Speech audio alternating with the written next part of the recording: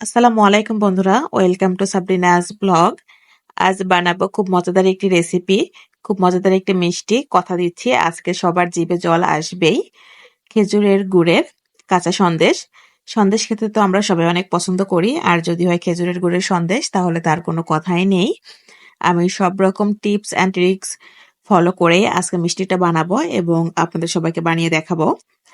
মিষ্টি বানানোর জন্য প্রথমে আমি ছানা তৈরি করে নিব। ছানা তৈরি করার জন্য আমি এখানে দুধ নিয়ে নিয়েছি। দুধটা যেহেতু ফ্রোজেন করা ছিল, একটু বেশি করে নাড়তে হবে, না হলে নিচে দিয়ে লেগে যেতে পারে।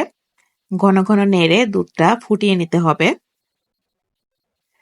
দুধ ফুটানো হয়ে গেলে আমি সাথে সাথে চুলাটা বন্ধ করে নিব। চুলা বন্ধ করে 2 থেকে 3 মিনিট দুধটা খুব ভালো করে ঠান্ডা করে নিব। কারণ গরম দুধের মধ্যে যদি আমি ভিনেগার বা লেবুর রস দিই তাহলে কিন্তু ছানাটা একদমই ভালো হবে না। দুধটা ঠান্ডা করে তারপরে সেখানে ভিনেগার বা লেবুর রস দিতে হবে, তাহলে খুব ভালো একটা ছানা পাওয়া যাবে। আর ছানা যদি ভালো না হয় তাহলে মিষ্টি কখনোই ভালো হবে না। দুধটা ঠান্ডা হয়ে গিয়েছে, তো আমি এখানে ছানা করার জন্য নিয়েছি ভিনেগার বা সিরকা। আমি 4 টেবিল চামচ ভিনেগার নিব, তার সাথে 4 টেবিল চামচ নিব নর্মাল পানি। আমি খুব ভালো করে মিক্সড করে নিয়েছি। এখন অল্প অল্প করে দুধের মধ্যে আমি এটা ঢেলে দিব। একবারেই দিব না, অল্প অল্প করে দিব, তাহলে ছানাটা ভালো হবে।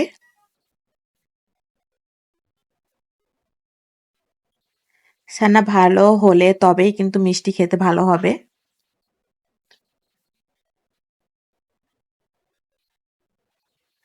আমি হালকা করে একটু নেড়ে দিব। আস্তে আস্তে ছানা উঠতে শুরু করবে।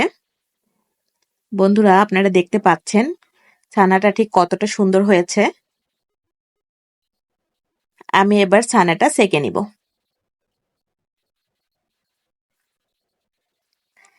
সেঁকে নেওয়ার জন্য আমি এখানে সাদা কাপড় নিয়ে নিয়েছি, ঢেলে দিব। নিচে একটা ছাঁকনি আছে।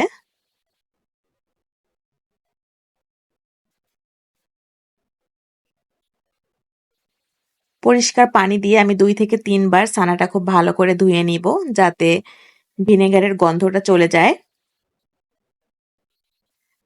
আমি চিপে পানি কিছুটা ফেলে দিয়েছি। এবার উপরে একটা ভারী কিছু দিয়ে একটা প্রেসার ক্রিয়েট করব, যাতে খুব ভালো করে ছানাটা রেডি হয়ে যায়। আপনারা চাইলে সময় নিয়ে 2 থেকে 3 ঘন্টা ঝুলিয়েও রাখা যেতে পারে। আমি এখন নিয়েছি 4 থেকে 5টা এলাচ। এখন এলাচের ভিতরের বিচিগুলো আমি বের করে নিব।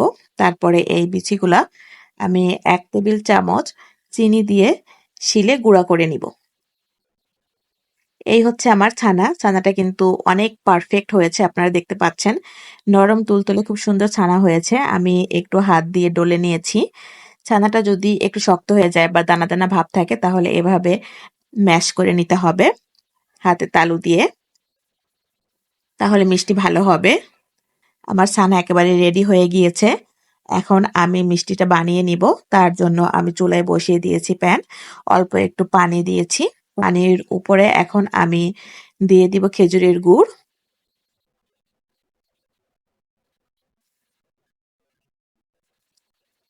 আমি যে মশলাটা তৈরি করলাম সেটা দিয়ে দেব এলাচের গুঁড়া। চাইলে নাও দিতে পারেন, তবে দিলে খুব সুন্দর একটা গন্ধ আসবে, খেতে ভালো লাগবে।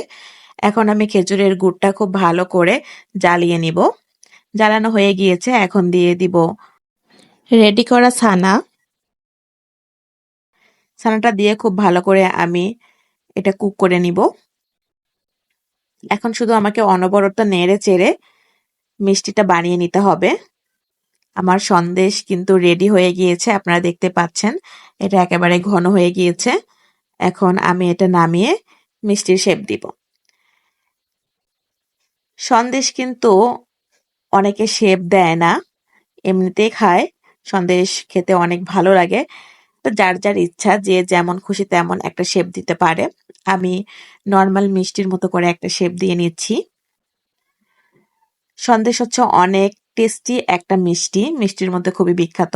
আর খেজুরের গুড়ের সন্দেশ খেতে যা মজা, সেটা তো আর বলার অপেক্ষা রাখে না।